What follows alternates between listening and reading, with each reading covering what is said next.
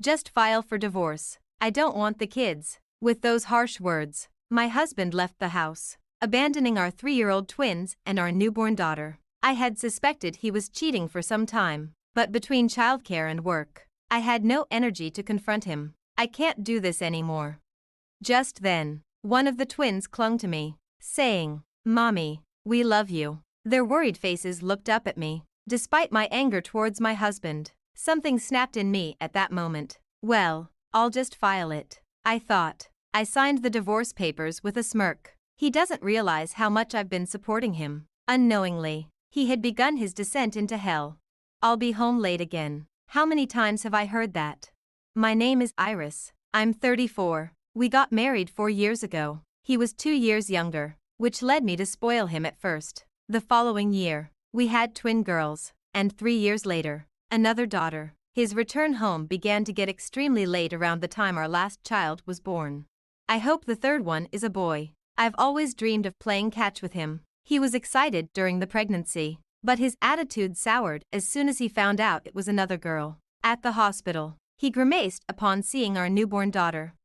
"She doesn't look like me. She's not cute." Intense anger welled up inside me. How can you say your own child isn't cute? Maybe he was already considering divorce by then, even after I came home from the hospital. His sulkiness continued. He barely helped with childcare. Show a little interest in the kids. If you're short on hands, hire a babysitter or something. You've got savings from your job. I worked at a top-tier company, earning significantly more than most women my age. On the other hand, my husband struggled to keep a job, often quitting before I even noticed. Perhaps he was envious that I was more successful at work. At the time, he was also doing temporary work, unsure of how long it would last. I didn't expect any financial support from him, but I wished he'd at least fulfill his role as a father. Spend some time with the kids at night, at least. What a hassle. When I asked him to help, he did it reluctantly and so poorly that the girls were bored. He realized they weren't warming up to him, which he didn't like, leading to a terrible cycle. Eventually, he stopped helping with the kids altogether. "I'm tired from work. Let me rest on the weekends," he said. On weekends, he either stayed in his room or went out with someone.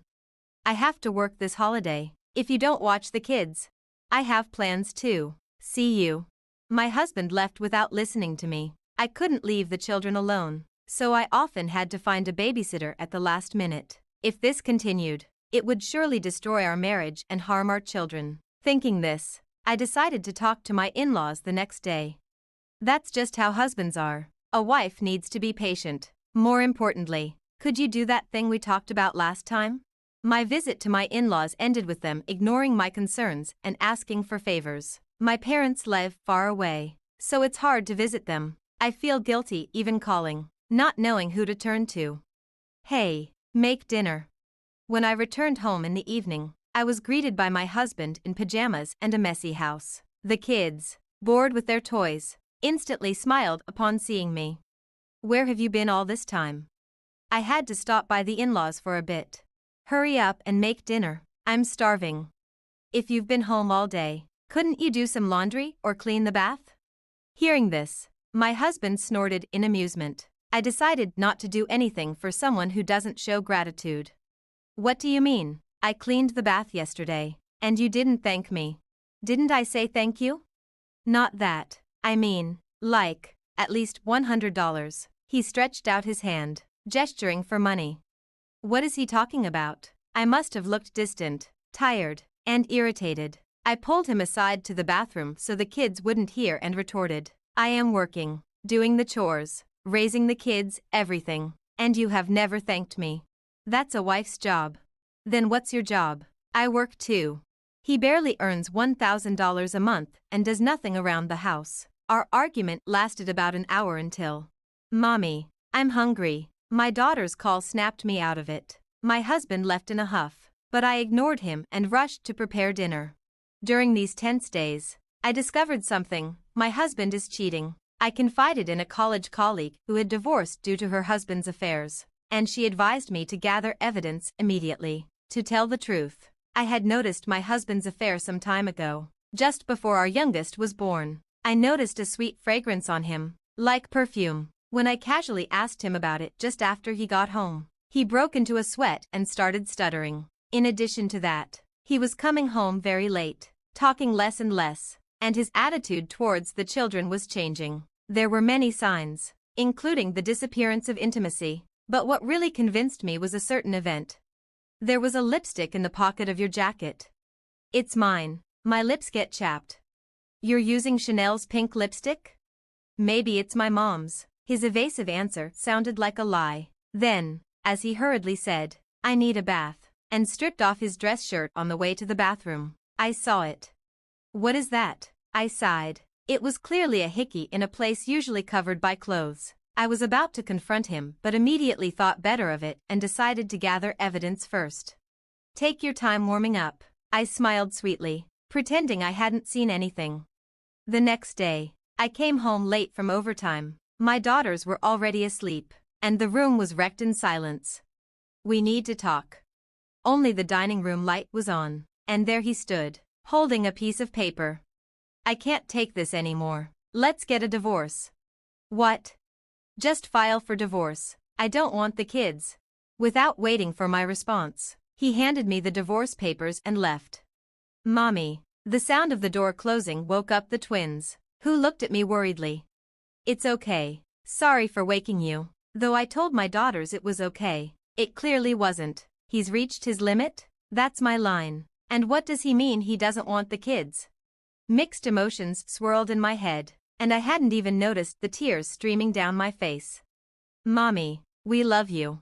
Sensing something, the girls hugged me tightly. At that moment, I came to my senses. I can't go on like this. I can't worry these little girls. I realized that as long as I have my children, I'm happy, and this is what I should have done from the start.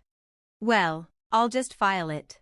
When I said this with a determined look on my face, my daughters smiled, and we all slept soundly that night. The next day, I filed the divorce papers first thing in the morning and called a certain person. Yes, please go ahead with it. It's my husband who will have trouble. The person on the phone listened to my story and took action. This was something I had considered before. If my husband betrayed me, I would end everything we had been doing. If that ruins his life, it's none of my business. 3 days later. Iris, where have you been? Waiting for me as I returned from work were my in-laws and my husband. My mother-in-law was furious, my father-in-law pale, and my husband seemed clueless, dragged along without understanding the situation. Have you been waiting at the front door all this time? That's kind of creepy. This is no time for that. What is this? My mother-in-law thrust a letter at me. It's a notice from a lawyer. I can see that much. Her face was tomato red as she raised her voice. I need to pick up my daughters, so excuse me. Ignoring them, I went inside, but my furious in-laws followed me into the living room, insisting on a discussion. Why would you suddenly send this? I don't understand. You would understand if you read the letter, wouldn't you? Using a lawyer, how cowardly. Despite being in the wrong, my MIL's outrage was something else, mixed with irritation and confusion. I was constantly thinking about how to convey my feelings. Then my husband, who seemed to understand nothing, finally spoke up. Are you upset because I divorced you? Filing some kind of complaint? My in-laws looked at him, dumbfounded. Of course, he had no idea what I had done for them all this time. Hey, I didn't hear about any divorce. Is that why this is happening? Such a useless son. What are you two so anxious for? You've ruined everything. Wait, what are we even talking about? As the conversation between them went nowhere, I watched coldly as my MIL slammed the table. Why did you divorce Iris? Well, my husband clammed up when things got uncomfortable. Since the conversation wasn't going anywhere, I decided to answer for him. He completely failed to fulfill his duties as a husband and father. There you go again. I told you that's just how men are, right? So you would forgive your husband if he had an affair? What? My MIL froze, clearly not expecting to hear that her son had been unfaithful. My husband tried to interject, but a sharp glare from me shut him up. Then, oddly, my FIL started defending his son. A man's affair is just a fling. It's not a problem. This is pointless. Please leave. All further communication will need to go through my lawyer. So what are you talking to a lawyer for now? You're agreeing to the divorce, right? My husband was confused, clueless about what was going on. Agreeing? I filed for divorce straight away. Then what is all this about? While arguing with my husband, my MIL suddenly started crying loudly. Paying $56,000 in one lump sum is impossible. What large sum? What are you talking about? Who's paying whom? Finally, the moment had come, time for my husband to regret. I proudly revealed what I had kept hidden until now.